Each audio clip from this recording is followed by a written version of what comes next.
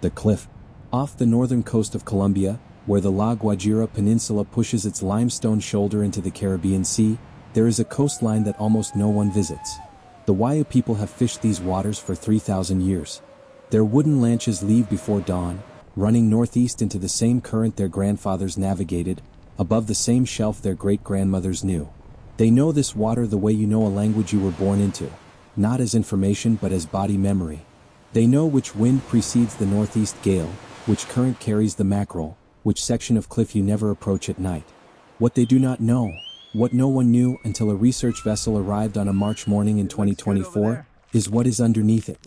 The Paleocene escarpment that forms this coastline is 60 meters of dark brown and pale gray rock, continuous, ancient, and almost completely unstudied.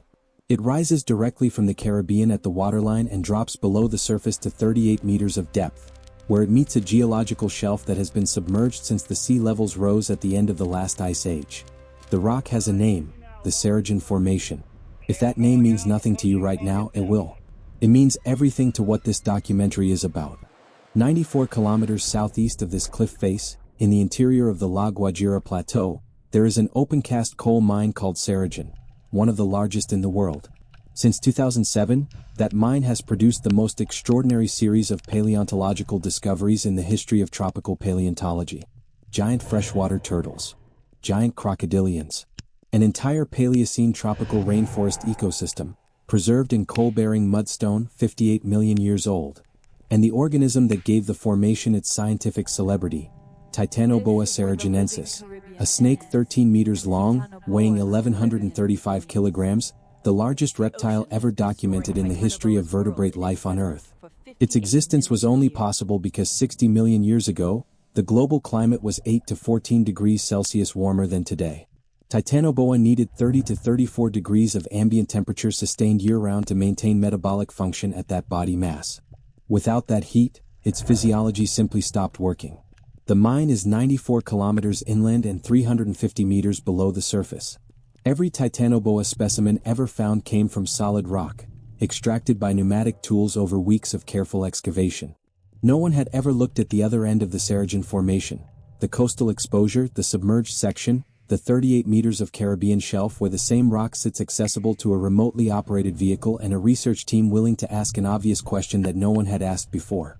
The INVEMAR research vessel R/V Malpelo arrived at these coordinates on March 15, 2024, with a 6-day survey permit, a multi-beam echo sounder, 2 scientists, a ROV operator, and a question that seemed, at the time, like a geological survey question. Dr. Carmen Reyes, marine geologist, had requested the survey to document the coastal Cerrejón Formation exposure for a sedimentary geology paper she was writing about Paleocene coastal paleoenvironments in northern Colombia. She was not looking for fossils. She was not looking for living anomalies. She was looking at rock. What the rock showed her changed everything. If you've never heard of the La Guajira Caribbean shelf, you're not alone. If you've heard of Titanoboa cerrejonensis and assumed it was a closed chapter of paleontological history, an extinct animal from a warmer world that no longer exists, this documentary is going to ask you to hold that assumption very lightly, because the warm world still exists, the formation still exists, and the cliff face that drops into it at 38 meters depth had, until March 15, 2024, never been examined by science. What Dr. Reyes found in the cliff base notch on day 1 of that expedition is the reason you are watching this documentary. And if you want to find out what it was, if you want to follow 3 expeditions, 5 datasets, and one of the most rigorously documented marine science mysteries in Caribbean history, make sure you subscribe and hit the notification bell because this story is far from over, and every chapter is more extraordinary than the last. The discovery. On the morning of March 16, 2024, at 9:14 a.m. local time, a remotely operated vehicle descended through 38 meters of Caribbean water and illuminated the base of the Cerrejón Formation coastal escarpment with 30,000 lumens of LED light. What the camera showed in the first 60 seconds of that dive has been reviewed by 3 independent institutions on 2 continents. What it showed was this: in a natural notch at the base of the cliff, in dark brown Paleocene mudstone matrix, 2 pale gray structures were partially exposed, one 22 centimeters in length, one 14 centimeters, with the morphological characteristics of large vertebrate bone. Not coral, not concretion, not geological artifact, bone. The larger structure, designated Structure A in the INVEMAR expedition log, had an anterior condyle diameter of 3.9 centimeters. If you are not a vertebrate paleontologist, that number requires context. The confirmed Titanoboa cerrejonensis specimens from the Cerrejón mine, 28 individuals of various completeness, show anterior condyle diameters ranging from 3.8 to 4.3 centimeters at mid-body centra. Structure A at 3.9 centimeters sits within that range. It does not exceed it. It does not fall below it. It sits within it.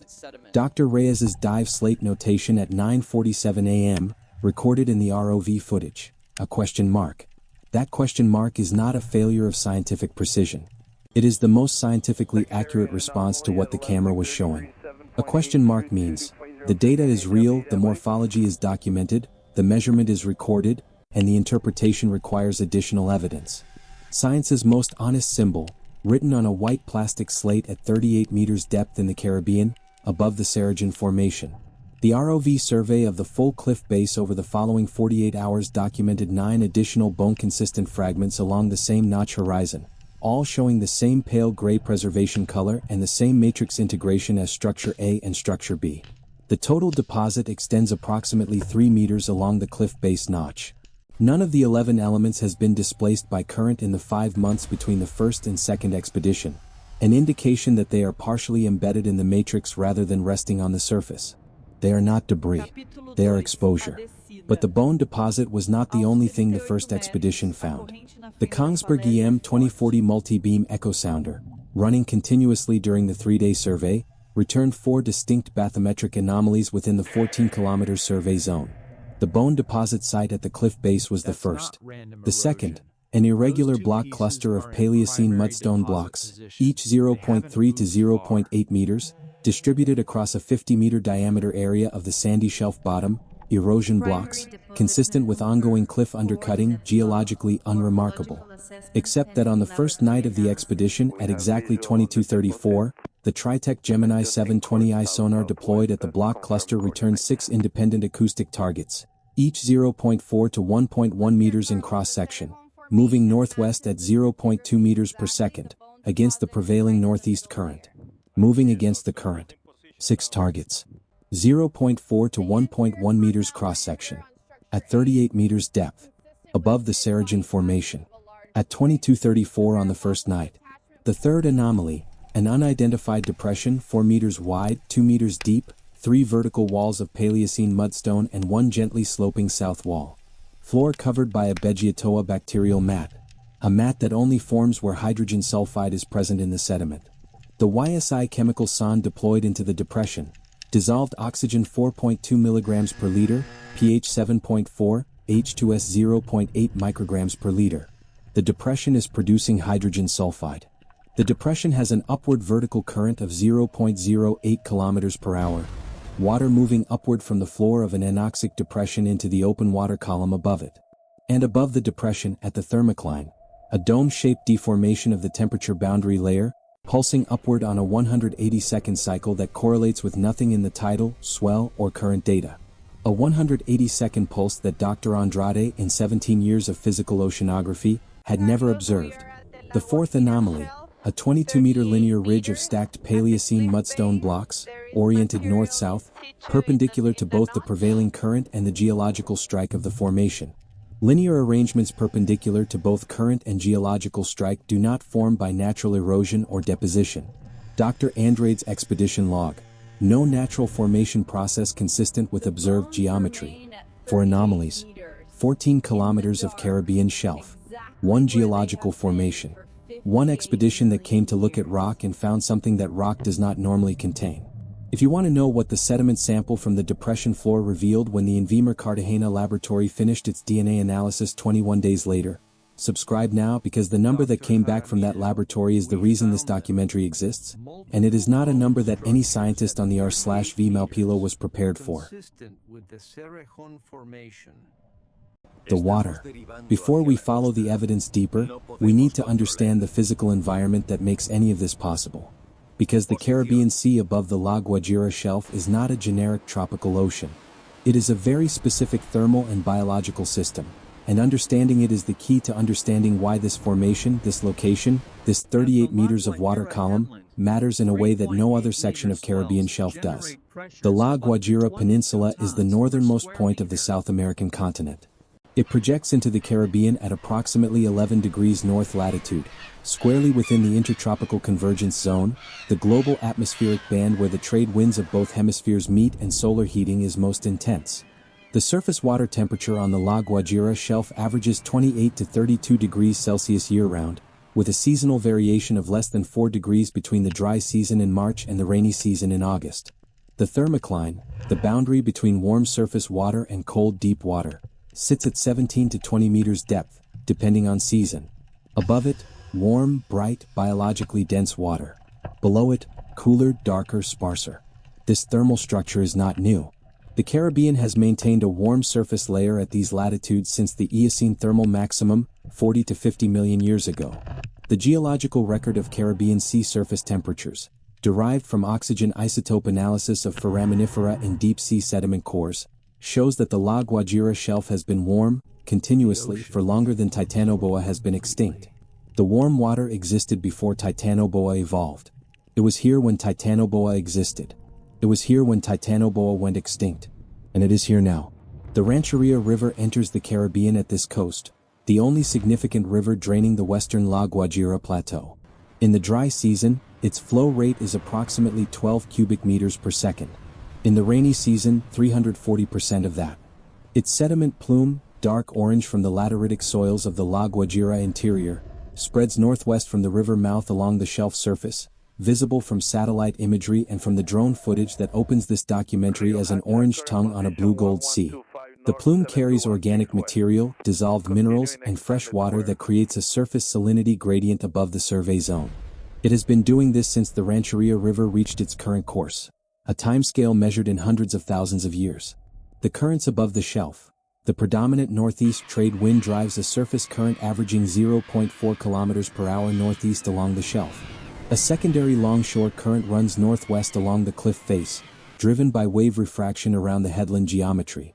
These two currents interact at the survey zone, creating a convergence zone above the cliff base, a zone of reduced lateral flow, increased organic particle deposition, and elevated biological density. This convergence zone sits directly above the cliff base notch where structure A was found.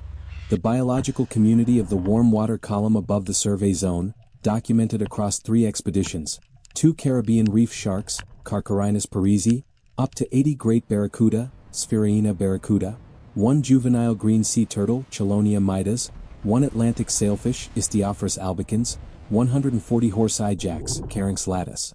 Multiple reef species from the Caribbean Community Standard Inventory. At night, 12 Caribbean spiny lobsters at the anomalous depression rim, 2 green moray eels facing into the depression, a bioluminescent water column anomaly directly above the depression site, a living, warm, biologically productive ocean above a dead, cold, geologically ancient formation. The thermal physics connecting Titanoboa to this water column are not speculative. They are established biophysics.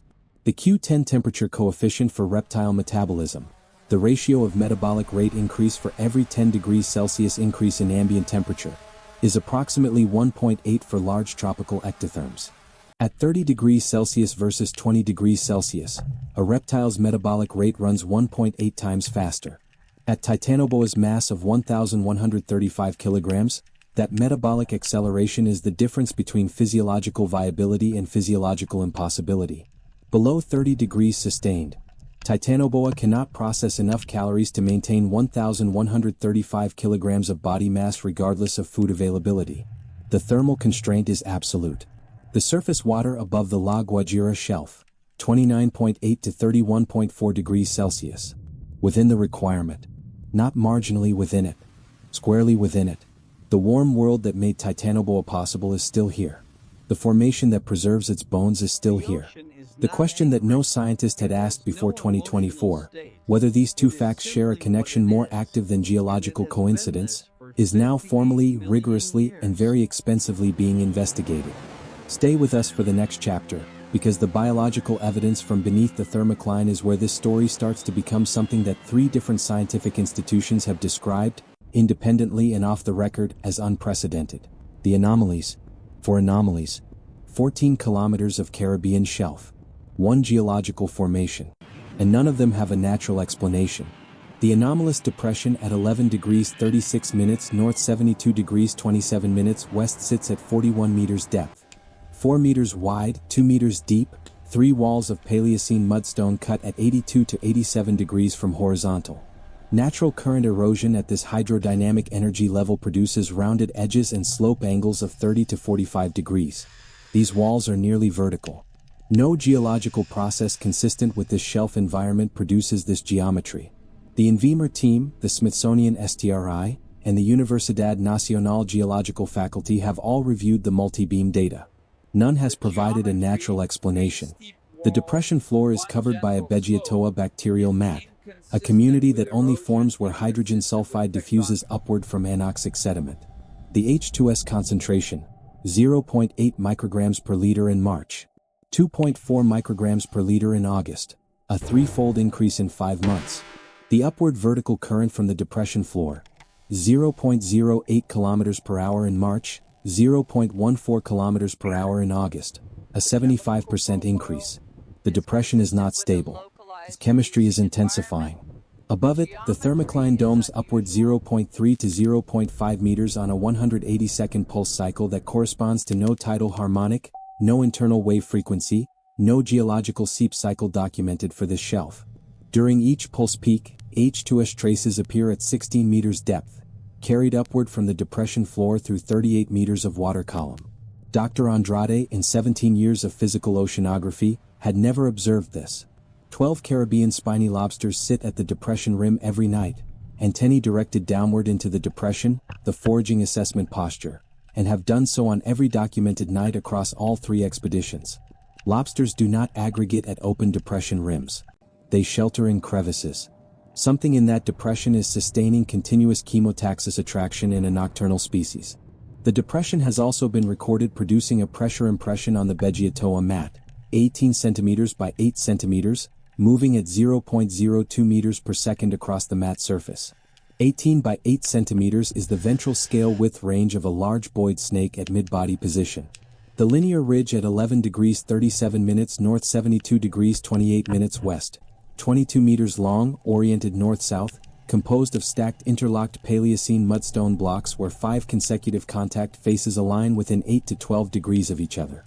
The probability of 5 consecutive randomly deposited blocks aligning within 12 degrees, approximately 1 in 1,200. The arrangement predates the expedition by decades, minimum 40 to 80 years of coralline algae colonization on every surface. It was here long before anyone looked. Dr. Andrade's log. No natural formation process consistent with observed geometry. And then there are the 6 sonar returns at 2234. 5 documented nights. 3 expeditions. Months apart. Same location. Same time. Same cross-section. 0.4 to 1.1 meters. Same direction. Northwest against the prevailing northeast current. Active movement against current is active swimming, not drift, not debris, not geological artifact.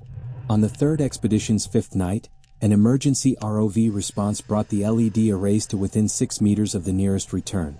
The returns disappeared simultaneously from the sonar screen 4 seconds after LED activation. Photo avoidance behavior in response to artificial light. Not geological. Not instrumental. Behavioral. The passive hydrophone recording from day 7 of the 3rd expedition captured the closest acoustic documentation yet, 4.2 seconds at 8 to 22 Hz, minus 26 decibels, at 2.8 meters range, consistent with the locomotion signature of a large organism passing a fixed point. 4.2 seconds at 0.2 meters per second is a minimum object length of 0.84 meters. Or a longer object. The hydrophone does not know which. The data records what it records. None of these anomalies individually closes the case. Collectively, they describe a pattern that no member of any reviewing scientific institution has been able to explain through standard mechanisms. That is not a conclusion. It is the documented state of the evidence. Science calls this an open question. The evidence calls it something that deserves a 4th expedition. Subscribe and stay with us, because Chapter 5 takes you into the warm water above all of this, and the biology of Titanoboa's own thermal world is still running at 30 degrees, still glowing at night, and still producing surprises. The biology. Titanoboa cerrejonensis did not go extinct because large reptiles stopped being viable. Crocodilians, anacondas, pythons, monitor lizards. The large reptile body plan works perfectly well in 2024. Titanoboa went extinct for one reason only: the temperature dropped. The Eocene thermal maximum ended.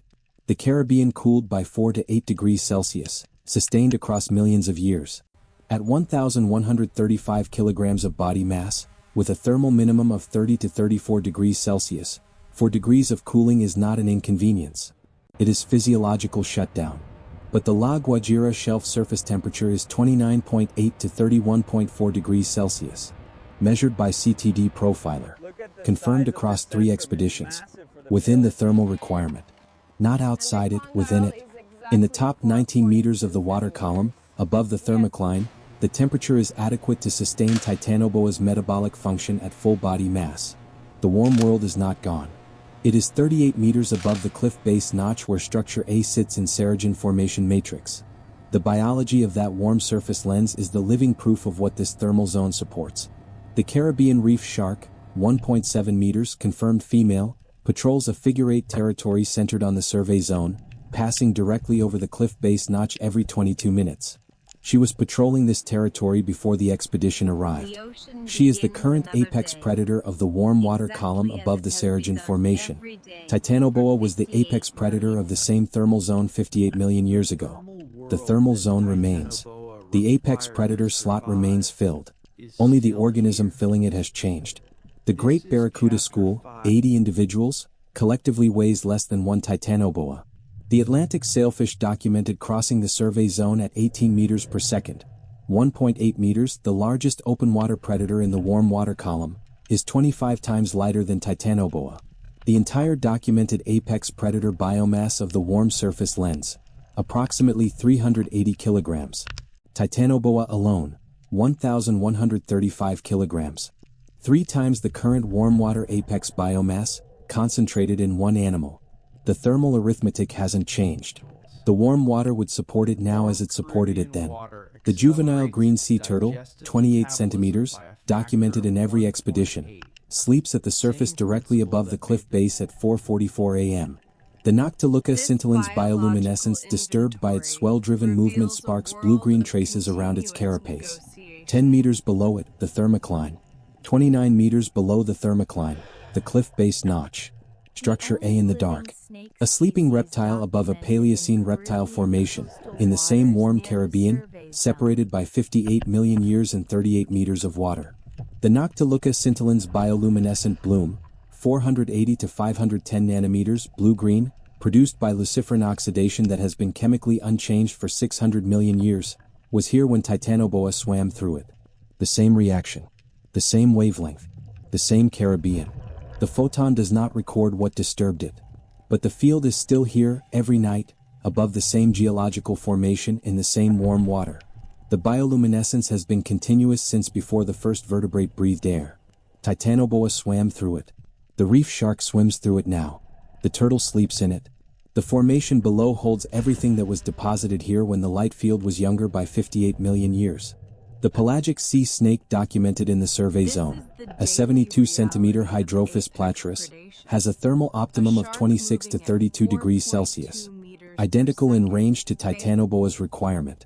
It is the only living snake in this water. It is 18 times shorter than Titanoboa and 5,675 times lighter. Same thermal constraint. Same Caribbean. Completely different body mass outcome. The warm water is the constant. What the warm water is currently producing at maximum body mass in this specific thermal zone, that is the question the eDNA filters and the sonar returns in the 1.4 seconds of video are beginning very carefully to address. The warm world still runs. The thermal zone still works. The biological slot for an apex predator the size of Titanoboa, currently occupied by a 1.7-meter reef shark. Structurally vacant at the scale Titanoboa occupied. The water temperature adequate to fill it. If this chapter made you think differently about what extinction actually means, hit like, subscribe, and join us for chapter 6. Because the verdict on what the evidence from 3 expeditions actually says is the most carefully worded, most scientifically honest, and most extraordinary statement that INVEMAR has ever put on the record. You don't want to miss it. The verdict, Science does not produce verdicts the way courtrooms do. A courtroom operates on beyond reasonable doubt. Science operates on the weight of evidence, reviewed independently, interpreted conservatively, with every alternative explanation systematically excluded before the remaining conclusion is stated. By that standard, here is what 3 INVEMAR expeditions to the La Guajira Caribbean shelf, accumulated between March and December 2024, actually mean. Structure A. A Paleocene vertebral element in Cerrejón Formation Politic sandstone matrix. Anterior condyle diameter 3.92 centimeters. Neural canal 1.1 centimeters. Symmetric lateral parapophysis grooves. Cortical microstructure showing lamellar osteohistology with osteonal canals of 50 to 80 micrometers. Described by Dr. Jonathan Block, co-author of the original 2009 Titanoboa description, as indistinguishable from the Cerrejón mine specimens in preliminary histological analysis. Indistinguishable. His word. On the record. The sediment eDNA. 94.3% match to Boidae mitochondrial DNA at the COI gene, 312 base pairs. Contamination excluded by double-blind protocol. The water column eDNA. 96.1% Boidae match at the 38-meter depth filter, 91.7% at 28 meters, 0 in the upper 19 meters. A depth gradient from nothing in the warm water to 96.1 on the seafloor. Dr. Patarroyo on the record, that is an animal living on the bottom. Not drifting DNA. Not contamination. An animal on the Caribbean floor above the Cerrejón Formation, leaving DNA in the water. The sonar returns. 6 targets, 0.4 to 1.1 meters cross-section, northwest movement against current, documented at 22:34 across 5 nights from 3 expeditions separated by months. Photo avoidance confirmed upon LED activation. Hydrophone recording from day 7. 4.2 seconds at 8 to 22 Hz, minus 26 decibels at 2.8 meters range, consistent with large organism locomotion passing a fixed point. The video footage from day 5 of the 3rd expedition. 1.4 seconds of 240 frames per second footage. A pale cylindrical object, 18 to 22 centimeters diameter, smooth surface with 3 to 5 centimeter regular banding consistent with Boyd scale rows, aquatic lateral undulation locomotion, at 38 meters depth above the Cerrejón Formation. Dr. Block on the record, the object is biological, moving by active muscular locomotion, and its dimensions and movement pattern are consistent with a large Boyd snake. 4 independent marine biologists have reviewed the footage. None has provided an alternative identification. The INVEMAR Director General stated in September 2024, "We have not confirmed Titanoboa cerrejonensis alive. We have confirmed that something of unidentified large Boyd taxonomy is present on the Caribbean seafloor above the Cerrejón Formation." That statement was made before the 3rd expedition's video footage, hydrophone recording, and Dr. Block's histological preliminary assessment of the structure A sample. The 4th expedition application, 12 subsea video lander traps, a 6-axis sediment excavation ROV, real-time eDNA analysis, is currently under review by the Colombian Ministerio de Minas y Energía. The structure A sample is at the Florida Museum of Natural History undergoing full radiometric dating and histological preparation. The 3rd expedition eDNA results are at 2 independent sequencing facilities for blind reanalysis. The Smithsonian STRI has allocated a research slot for the 4th expedition's paleontological team. Structure A is still in the cliff base notch. The 2234 pattern is presumably still occurring.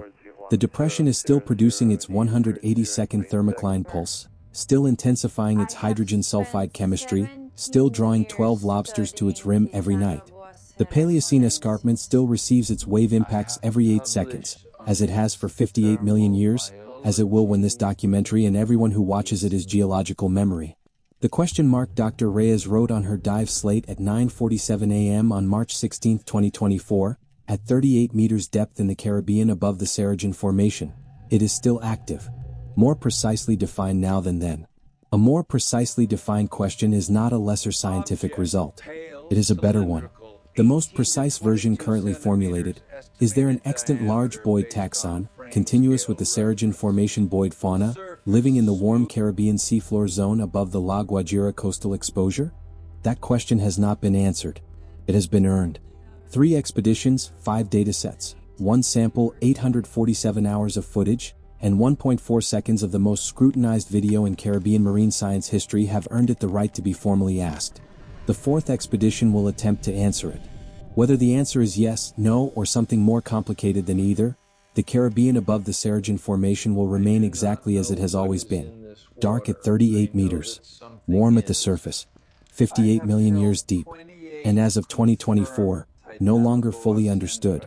If this documentary changed the way you think about what the ocean still holds, share it with someone who needs to see it. Subscribe and hit the notification bell for the fourth expedition update. It will be the most important video on this channel. Leave a comment telling us what you think the 1.4 seconds of footage shows. And like this video if you believe that the most important thing science can produce is not a final answer, but a question precise enough to deserve one. We'll see you on the fourth expedition.